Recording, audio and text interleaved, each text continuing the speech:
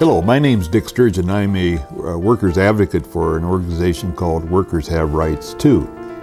At the present time, we do not have an office. Our only function now is educational. We do not and cannot provide direct representation to workers.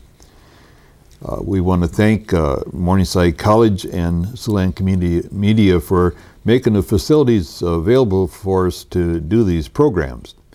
With me here today is Deb Borg, who is a workers advocate and did work in our office when we had it open. And welcome again, Deb. Thank you for having me, Dick.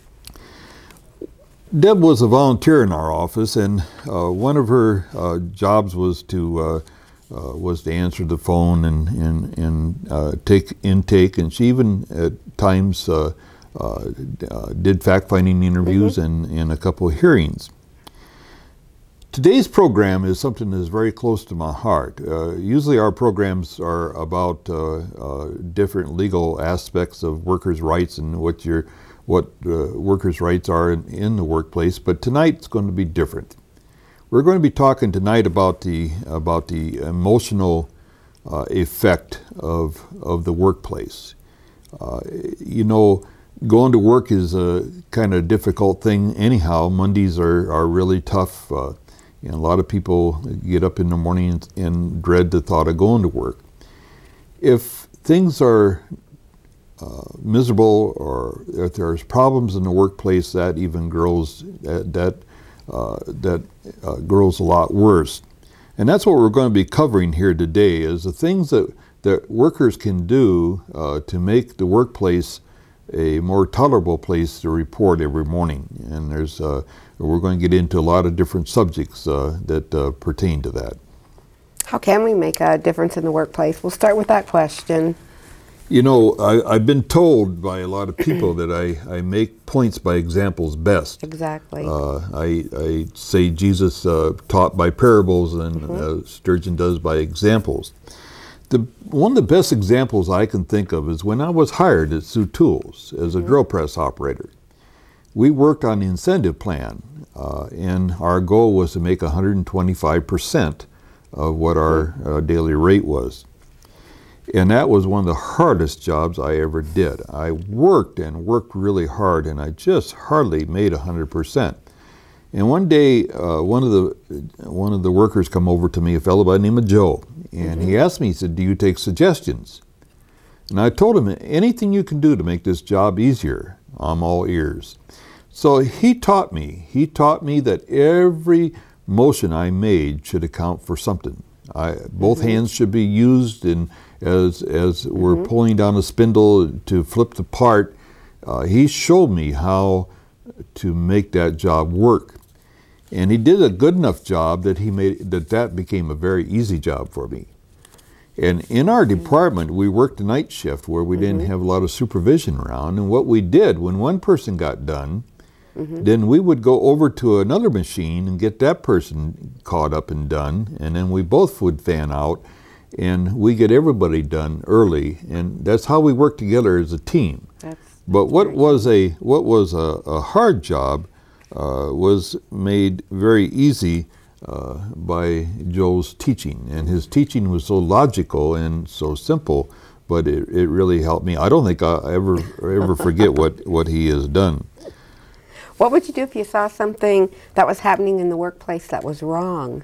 You know, we have a really good example in a plant here in Sioux City where they had their very first female lathe operator. And they had a foreman who wasn't quite ready yet to welcome females into the machine shop. And he just harassed this poor gal. He teased her. He called her names. He was constantly finding fault with what she was doing. And this one older worker noticed this, and he put up with it as long as he could. And finally one day he just had enough. And he turned the machine off, his machine off. He grabbed his notebook. He walked over to the foreman. He said, "I'm going to give you two choices. Number one is, well, I'm going to give you two choices. You leave that gal alone. You and I both have got daughters about that age, and you treat her as though you would want your daughters treated. either that or I'll take my notes and I'll go over to the office and I'll have them copy my notes and I'll let them know what's going on. And then you'll be answering to somebody else. Or the second choice is that you guarantee me that you're going to leave her alone and treat her like everybody else and provide her with the support she needs to do this job. Those are your two choices. And the supervisor says, oh, geez, don't take it to the office. And he said, well, it's your decision to make. He said, all right, I'll do my best to treat her like I do everybody else. And he said, that's fine. He said, now I'm going to take these notes and I'm going to put them away in case I need them again someday. And it worked. Right. But you know, they say to us that we are a brother's keeper, and in the workplace, I firmly believe that we kind of are responsible for what we see happening around us. There was a fast food establishment here in Sioux City, and they hired students to work in the afternoon and evening. And this one poor young man, it probably was his first job. Every night he was getting electrical shock off the deep fryer that he was frying French fries, I suppose. French fries and things like that. And he reported it to his supervisor, and he was told to just tough it out. What are you, a wimp?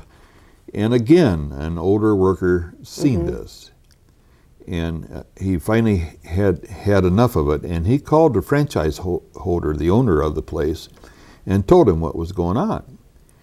And he told franchise owner again. He said, I have a grandson about that age, and I sure wouldn't want him working in a place where he was getting electrical shocks that bad every night.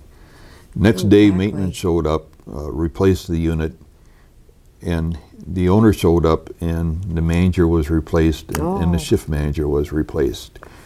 Because as he knew, not only was it miserable for that youngster, but his liability was really out there, and nothing would ever have been done if this coworker, an older adult, hadn't stepped up and called it to the boss's attention. A young fella, his first job, he probably wouldn't have said very much except to report it. Right. So the workers, they do have the right to do that then? Oh, absolutely. Not only do you have the legal right, and as we've talked about in other programs, if two or more workers band together, it's protected by federal law. If you go to bat for somebody that's having a hard time, as this fellow did for the female, he's protected by federal law. But we also have the moral responsibility to look out after the people that we work with. And absolutely, there's no question about that. Could you tell us some other ways that we can make a difference in the workplace? Well, one of the funny examples I have is that we had this fellow working with us. He'd been working for the plant for years and had a perfect attendance record. And one day, him and his wife got divorced. And he started coming in late all the time, and he was up to his final warning. So we slipped over and asked him, what's going on? He said, well, for years my wife drug me out of bed every morning and got me to work on time. But now we're divorced, I'm living alone, I just can't get up. I have alarm clocks set, I set them in metal pans and everything else, make all kinds of racket, and it still doesn't get me up. So what the workers did was to set up a calling committee that would take turns calling him every morning. We had him put the phone across the room, so he'd have to actually get up and go over and answer it. The phone. And it worked. One day he called us and he said, all right, call off the calling committee. And we said, why? He says, I've got a new wife, and she'll get me out of bed. So it does work. Yes, it does work. Do you have can you think of any other examples? Well, yes. We had new workers coming into a workplace, office or plant or anything, have special problems. Most of them have been unemployed for a while, don't have a lot of money. Their clothes aren't really up to the standards and things like that. We had a fellow who was trying to nurse an old car, to get to work every day. And one day the car just absolutely up and quit. So what happened was that they set up a transportation committee, and they would bring this fella to work until he got some paychecks in, and he went and bought a dependable car. But you know, that just shows that not only is there teamwork in the plant, but there's also teamwork out.